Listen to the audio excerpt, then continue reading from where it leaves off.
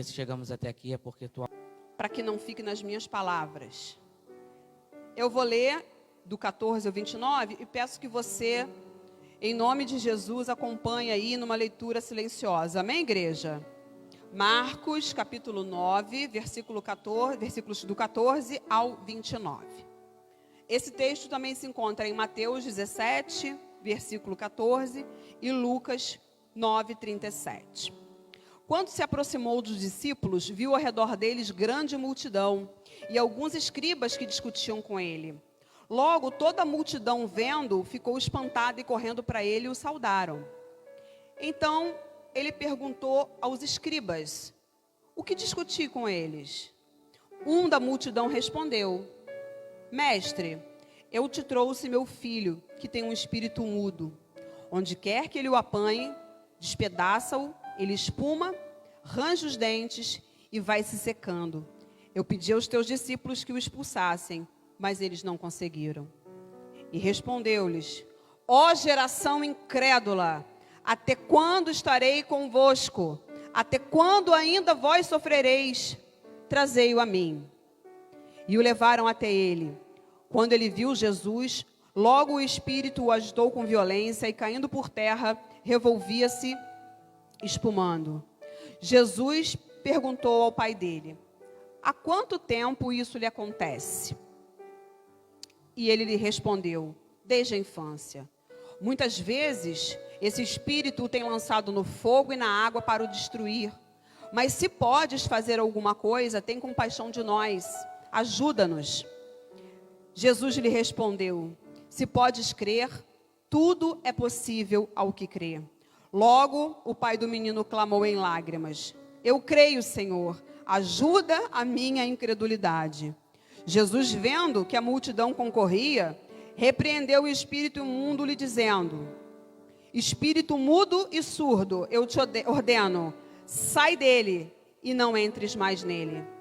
E ele, clamando e agitando-se com violência, saiu.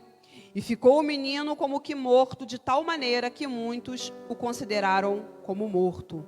Mas Jesus, tomando-o pela mão, o ergueu e ele se levantou. Quando entrou em casa com os seus discípulos, eles lhes perguntaram à parte: por que não o podemos expulsar? E Jesus lhes respondeu: esta casta não pode sair com coisa alguma, a não ser com oração e jejum. Esse texto é um texto muito forte. É um texto que, inclusive, eu já fiz um estudo, uma época, para o Ministério de Oração, da outra igreja a qual fazia parte. Ele tem muitas questões aqui fortes de batalha espiritual. Mas, dessa vez, quando eu li, o Senhor trouxe para mim coisas diferentes do que eu já havia lido antes, as quais Ele já tinha me revelado antes. Primeiro que, quando a gente fala em libertação, a gente tem que lembrar que o ministério de Jesus, ele vai ser pontuado várias e várias vezes sobre libertação. Jesus vai trazer libertação para várias pessoas durante o seu ministério. Não só a libertação, mas como a cura também. Os evangelhos, se você for ler, falam de curas e milagres que Jesus fez, mas também fala de processos de libertação. Ou seja, essa é uma marca registrada da forma de Jesus trabalhar. Ele veio para libertar os cativos. Repete comigo. Ele veio para libertar os cativos. E a gente canta isso, né? Curando os enfermos, salvando os cativos. Não é? A gente não canta isso? Ou seja, era uma marca de Jesus. Foi para isso que ele veio. Para libertar aqueles que estão presos, amarrados. E isso é muito interessante, porque se a gente vai para o Velho Testamento, eu não estou aqui essa noite, deixa eu abrir um parêntese bem grande aqui, eu não estou aqui para exaltar os demônios não, tá, igreja? Eu estou aqui para falar de Jesus, mas a gente não pode negar a existência desse mundo espiritual e vocês já vão entender onde eu quero chegar. Se a gente olha para o Velho Testamento, a ação do diabo, ela não é tão clara, ela não é falada. Se eu não me engano, tem apenas 2 vezes em que o mal, como Satã, aparece. Eu não vou me lembrar aqui, tá, gente, em quais situações foram, mas só existem 2 vezes. Uma, inclusive, envolve sacrifício de criança. E aí a gente tem que entender o porquê disso. Primeiro porque na cultura judaica, lá do Velho Testamento, eles não acreditam, eles não têm essa prática de acreditar na manifestação de demônios. Por isso que os profetas, os reis, os juízes foram vivendo o primeiro período bíblico sem citar essas manifestações. E aí trazendo para nós hoje, porque a Bíblia, o Velho Testamento e o Novo Testamento, eles têm que ser sempre trazidos para a nossa vida. A Bíblia tem que ser, eu aprendi isso em São Paulo, lá na faculdade. E eu guardei para mim e passo para a igreja. A Bíblia tem que ser lida na vida. Você tem que olhar para a Bíblia e se ver. Você tem que olhar para a sua vida e ver a sua vida dentro da Bíblia. Ah, porque Moisés era pesado de língua, ele bateu na pedra porque era um bobão e perdeu a bênção de entrar na terra. Nós somos Moisés, nós somos Ana, nós somos Davi, então nós temos que ler a Bíblia na vida, não somos nem um pouco diferentes daquela galera. Quem concorda? Porque a gente arrebenta os caras e as caras que não estão aqui para se defender, mas aquelas pessoas são exatamente como nós, pessoas comuns, que erram, que acertam.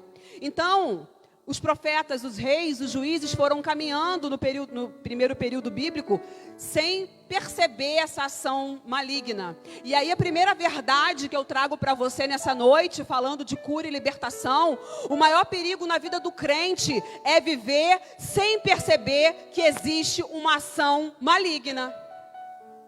Um dos maiores erros da vida daquele que diz que já levantou a mão para Jesus é não perceber o quanto o diabo e os demônios ainda agem no nosso meio, na nossa vida, se a gente der brecha. É verdade ou é mentira?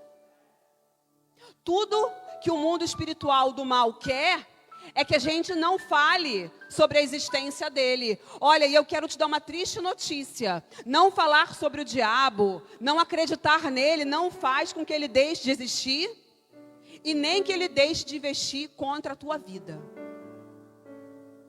Ai, Cleide, mas lá em casa eu tenho um aparador lindo com o Salmo 91 aberto. Quando o bicho pega, eu levanto, saio lendo ele pela casa toda. Se só no momento que o bicho pega, tu lê o Salmo 91, realmente vai ter que ler o Salmo 91. Então, o primeiro perigo, para que nós não sejamos libertos, porque é um processo que vai da hora que você aceita Jesus até a hora que nós vamos para a cova, para esperar a volta dele. Não adianta fugir desse processo. Não adianta negar esse processo. Talvez algumas pessoas hoje tenham pensado assim, não, nem vou lá, porque eu já sou crente e eu ainda não estou totalmente liberto. E eles vão chamar para ir à frente, as pessoas vão ver que eu preciso de libertação. Só que eu quero te dizer que a primeira pessoa que precisa de libertação está aqui nesse altar. Todos nós precisamos, até morrer. Libertação é processo. Então negar essa realidade, negar que o diabo e os demônios existem, é uma grande besteira. Dá mais brecha para ele agir. E aí, se a gente for olhar para o Velho Testamento, apesar da gente não ver claramente, o mal descrito como o diabo, como a gente vê aqui no Novo Testamento, a gente sabe que vários personagens bíblicos foram influenciados pelo mal, sim ou não? O que dizer de quando Caim mata Abel, um irmão, o primeiro homicídio da palavra, o primeiro homicídio da humanidade? Nós que somos criacionistas, acreditamos no Éden, acreditamos naquela família, Adão, Eva e os filhos, amém? O que dizer, por exemplo, de Jezabel, uma mulher que hoje, nos estudos de hoje, quem está lendo aí Porcos na Sala deve ter lido alguma coisa, ela é a característica, inclusive a gente usa para caracterizar um tipo de espírito, o nome espírito de quê? De Jezabel. O que dizer dessa influência? O que dizer, por exemplo, de Acabe? Um homem maligno, ruim de coração. Ou seja, o mal. O que dizer da serpente, gente? Primeira aparição maligna. E aí a Bíblia nos traz uma outra verdade. Olha quantas manifestações do mal no Velho Testamento sem que diretamente ele apareça. uma outra realidade que a gente precisa trazer para a nossa vida de libertação é que esses demônios que se manifestam na igreja, e olha, é muito positivo quando um demônio se manifesta na igreja, amém? É muito positivo, não fique assim, meu Deus, a igreja está em pecado. Não, muito pelo contrário. É sinal da autoridade do Altíssimo. Porque quando Deus está na casa e Ele se manifesta, é porque Ele sabe o poder que está aqui. Ele sabe que tem alguém maior do que Ele. E não é o pastor, não é a Cleide, não é o diácono, é Deus. Por isso que Ele se manifesta. Ele, opa, aqui eu não tenho lugar. Porque o Altíssimo está na casa. Gente, e onde Deus está verdadeiramente, não tem lugar para Satanás. A Cassiane, gente, eu adoro esses hinos de fogo, gente. A Cassiane que fala, né? Não vai dar para Satanás, não vai dar para Satanás quando nós estamos na presença do Senhor. E aí eu arriscaria te dizer que o maior perigo são os demônios que não se manifestam. Como a serpente sorrateira, uma boa lábia, uma boa conversa e vai enredando. Quantos caem assim? Através da serpente.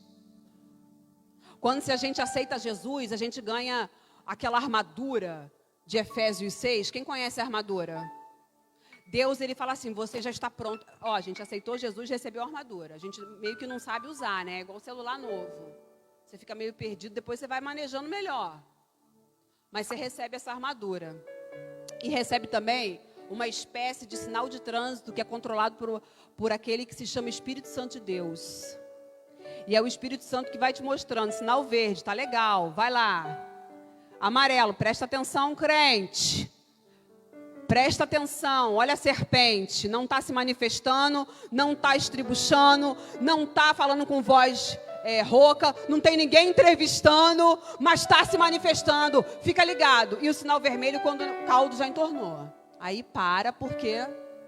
Então, nessa realidade do mundo espiritual, eu diria para você que os demônios que não se manifestam são os piores. No Brasil, milhões de pessoas hoje se declaram evangélicas, amém? E a gente fica feliz da vida, né? O Brasil é de Jesus. O Brasil é de Jesus. Dessas, muitas sequer vão à igreja.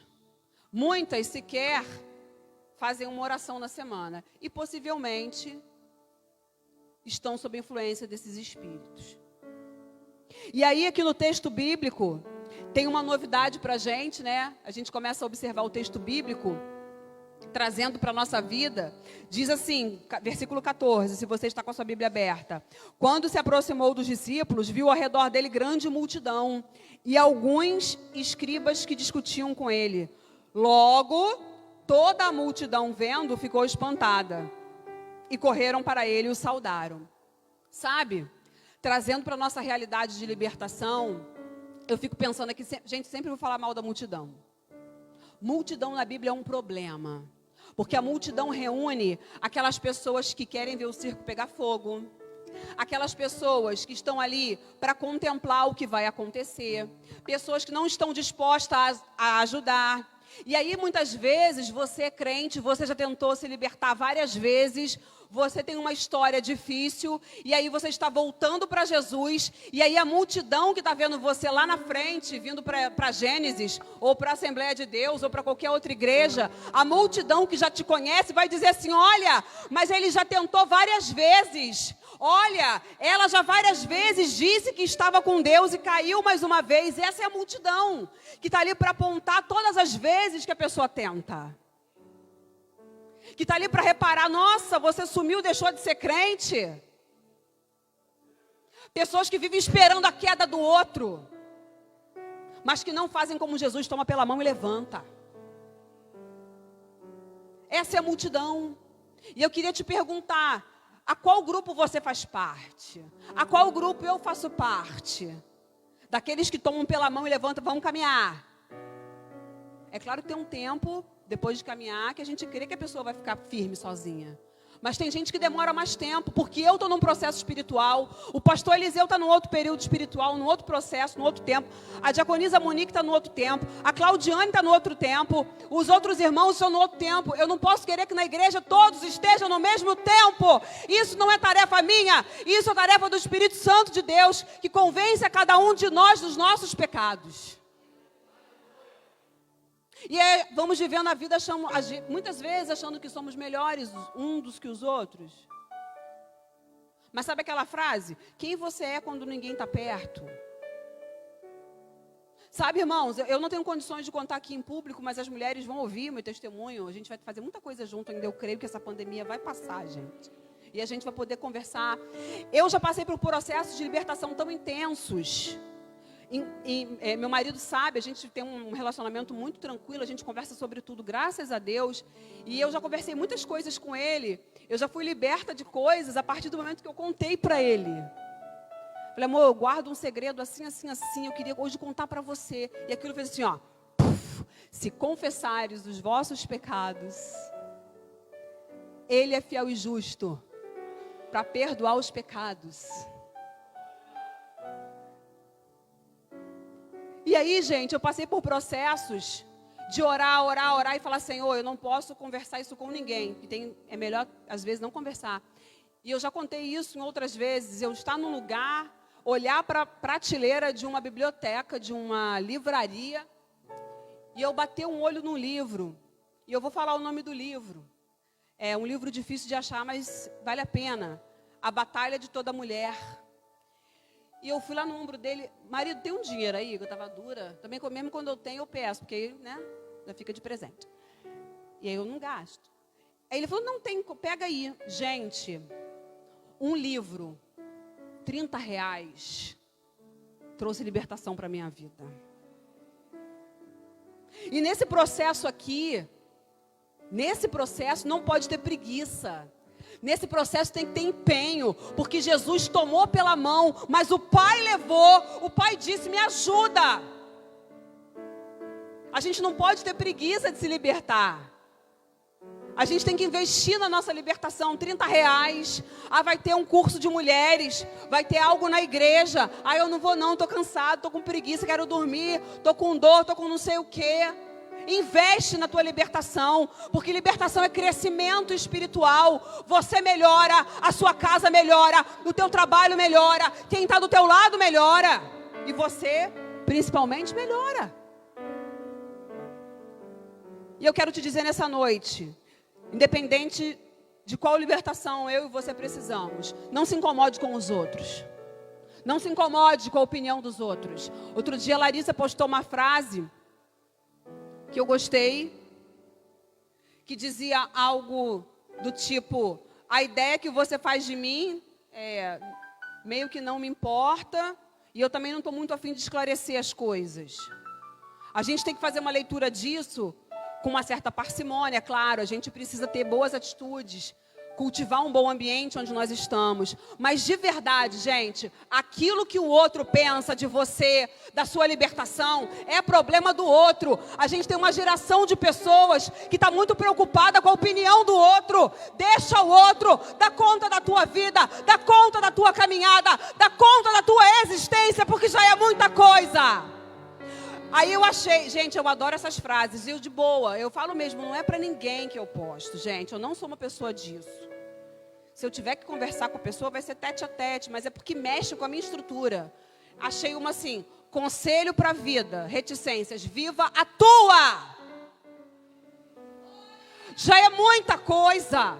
E não se importa com o outro não, porque se você descer a sepultura hoje, essas mesmas pessoas vão botar no Facebook, nossa, era bênção na minha vida, olha como é que morreu, era maravilhoso esse cara, que saudade, e no dia seguinte estão falando mal de você, da festa que você deu, que o salgado estava frio, que não foi convidado do teu chá de bebê. Vocês estão entendendo? É tempo da gente, como ser humano, como indivíduo, parar de se preocupar com a opinião dos outros. Deixa pra lá. Nossa, mas fulano, 50 cultos no ano, 50 cultos vai na frente com a cara arreganhada, chorando. Vá! Que bom que vem. Pior é quem não vem nunca. Ó, se não está precisando de nada de Deus, Ele vai chamar. Já está na estatura de varão e varoa perfeitinha. Vai subir. Começou a perder o gosto pela vida, achar tudo chato. Temos exemplos, né, marido?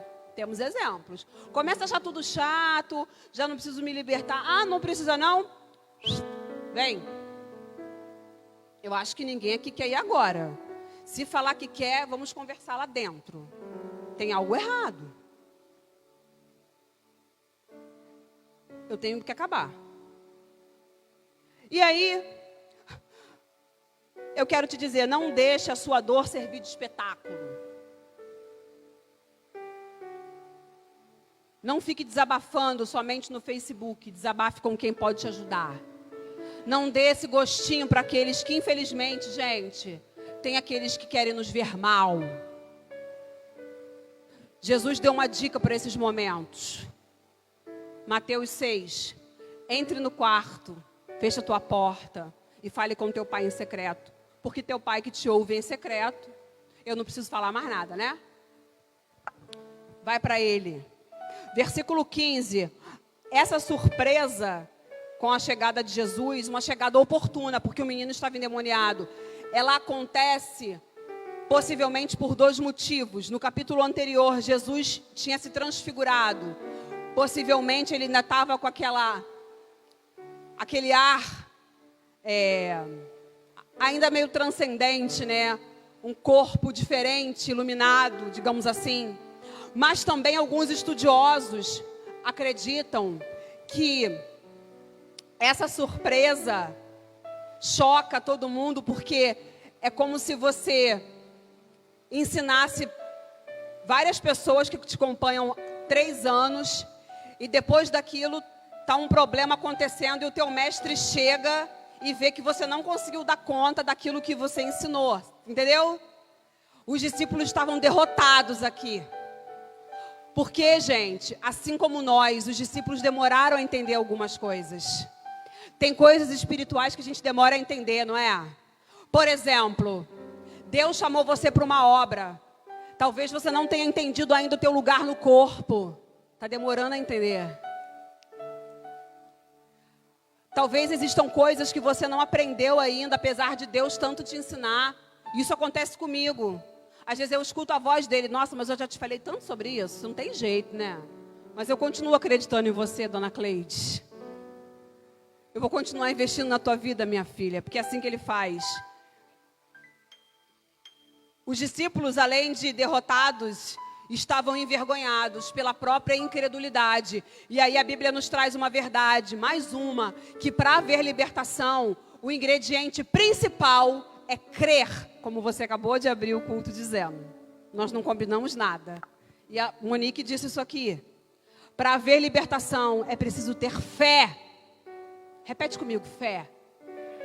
E aí aqui, gente, começa a acontecer uma coisa muito interessante. O menino está lá, desculpa o termo, estribuchando. Ele está lá com uma casta de demônios. Isso aí dá pano para manga, essa questão de quantos demônios tem uma casta. Mas já começa a acontecer um outro problema. O pai e os discípulos não têm fé. E aí Jesus começa a ficar tão preocupado com a libertação do menino, com a questão da fé dos discípulos e do pai. E aí no versículo, pula lá comigo para o versículo 21. No versículo 19, Jesus começa a dizer que eles são uma geração incrédula, a perguntar, olha, até quando eu vou estar com vocês para resolver as coisas? Até quando vocês vão sofrer? E aí Jesus pergunta há quanto tempo aquilo acontece com o menino. E o pai responde, desde a infância. E aí em casa, lendo isso aqui, o pai diz o seguinte, olha só, presta bem atenção. Ele diz onde o demônio lança e depois assim, olha, mas se podes fazer alguma coisa, tem compaixão de nós. Esse pai já tinha entendido que o problema não era do filho, o problema era da família. Tem compaixão. Ele não fala, tem compaixão do meu filho, a quem eu amo. Tem compaixão de nós. E isso traz para a gente, eu diria aqui, uma verdade sistêmica. Ou seja, toda vez que a gente fala em sistema, a gente está falando de família. Quantas libertações, quantos problemas, quantas dificuldades, alcoolismo, vício de todas as espécies, prostituição e tantos problemas para ganhar dinheiro para sustentar a família. Quantos problemas nós trazemos que são problemas de ordem familiar, que o avô teve, o tataravô teve, o pai teve, o tataravô teve e continua se manifestando na geração agora. Esse pai tem essa visão e Jesus também. E aí eu te convido nessa noite, cada um dentro da sua realidade, começa a revisitar a história da tua família. Nossa, a mulher é maluca, essa tal de Cleide. Eu já aceitei a Jesus, eu vim da minha primeira igreja, acreditava-se assim, aceitou Jesus, você já tem tudo. Sim, nós temos tudo. Mas já reparou que tem coisas que você às vezes acha que ora e não vê resolução? Talvez você precise também de um movimento de olhar para a sua família, de olhar para a história de quem foi a sua avó, de quem foi o seu avô, dos sofrimentos que estão nessa família, sabendo que você é uma pessoa diferente, que você pode fazer diferente, mas também percebendo tudo que aconteceu com eles, o sofrimento da história da tua família. Muitos de nós, eu sou descendente de escravos, que muitos sofreram, passaram fome, necessidade. E esse pai, ele está entendendo que o problema não é só na casa dele, mas é um problema familiar. Começa a olhar para a tua história. Começa a pedir a Jesus para visitar a tua história, para te libertar dessa história, para você dar tchau para isso. Porque tem gente que faz um movimento contrário, fala assim, não, porque eu sou assim, porque minha mãe era assim, meu pai era assim, eu também sou. É para você olhar, é para você buscar saber, mas é para você pedir a Jesus que te liberte desse modelo. Eu sempre conto a história da frigideira. Quando a gente prega, a gente se repete muito, né, gente? É assim mesmo, tá? Mas acho que aqui eu não contei ainda não. A mãe, uma pessoa casou e fazia bife na frigideirinha, desse tamanho. Aí teve uma filha. A filha também fazia. E assim foi. E aí chegou na geração mais atual. Tá lá a recém-noiva, casadinha, novinha, fazendo o bife na frigideira. E aquela frigideira estava gerando uma contenda entre ela e o marido, porque o marido queria um frigideirão. E aí teve uma hora que ele, muito chateado, ele perguntou, poxa, mas 2 pessoas numa casa, uma frigideira desse tamanho, por que não pode usar uma frigideira grande? Não, porque minha mãe usava, minha avó usava, minha tataravó usava e eu uso também. Gente, vamos jogar a frigideira fora? Você entendeu isso? Joga esse copo de cachaça fora. Isso não pertence a você. Nós não precisamos fazer igual a eles. Eles têm coisas boas, nos ensinaram maravilhas. Mas hoje nós somos autores da nossa própria história. Escreve a tua história, segura na mão de Deus e vai escrevendo, sabe? Uma história nova Deus tem para nós. A aflição daquela família era uma aflição realmente familiar. E aí Jesus, eu já começo a caminhar para o final. Talvez você se pergunte assim, nossa, mas Jesus estava parecendo que não estava nem ligando para o menino, estava lá todo torto, espumando, batendo boca, rangendo dente. Porque o menino, algumas traduções, a cura de um jovem lunático, algumas traduções dizem que ele era surdo, não conseguia ouvir, ele era mudo, ele não falava e ele tinha crises epiléticas. É óbvio, tá, gente? A epilepsia é uma doença grave, não tem nada a ver com ação demoníaca. Nesse caso aqui tinha. Eram doenças produzidas por Satanás. Amém? E aí eu fiquei me perguntando, gente, mas Jesus estava entrevistando tanto o pai desse garoto, perguntou quanto tempo, perguntou o que acontecia, onde que jogava. Jesus queria dar tempo para esse pai demonstrar sua fé. E ele demonstrou, quando ele diz aqui, mas se podes fazer alguma coisa, tem compaixão de nós e ajuda-nos. Versículo 24. Logo o pai do menino clamou em lágrimas: eu creio. Ajuda a minha incredulidade. Já não estava nem pedindo mais libertação para o menino. Estava pedindo libertação para si próprio. Porque falta de fé é caso de libertação. Você está entendendo? Ele já não estava nem mais preocupado com o garoto. Olha, eu estou preocupado, mas primeiro resolve meu problema de fé. E ele disse, eu creio. Quando ele disse, ajuda-nos, ele está reconhecendo, o Senhor pode me ajudar. Então, muita coisa que acontece na nossa vida, muita libertação que a gente não vive, é porque a nossa fé está muito pequena, inexistente. Que a própria Bíblia fala que quando ela é pequena, mas ela é tamanho do grão de mostarda, alguma coisa acontece. O problema é que às vezes a gente acha que já orou muito, que já subiu muito monte, e às vezes Deus quer mais. Por que nós não sabemos? Porque cada um é um processo. Mas eu quero te dizer, não desista. Não pare de crer. Diga assim, eu creio. Eu creio. Eu creio que o milagre pode chegar. Aí você pode dizer, não, mesmo com essa pregação, Cleide, você não me convenceu que eu preciso. Amém. Talvez esse mau humor matinal que você tenha todos os dias, que você acha que faz parte da sua personalidade, nem seja um problema de cura emocional. Né? Você não consegue falar com ninguém de manhã, acorda destruído, que parece que passou um trator. Talvez esse jeito que a gente tem, né, de passar pelo outro na rua e não falar, né? Ah, não, eu tenho uma personalidade super forte. Não seja nenhuma questão de libertação. Talvez esse nosso jeito de não gostar de ninguém, ai, não gosto de fulano, não gosto de ciclano, não gosto de beltrano, todo mundo na igreja é chato. Nem seja também, imagina. É só o nosso jeito de ser. Um monte de mentira que Satanás conta na nossa cabeça.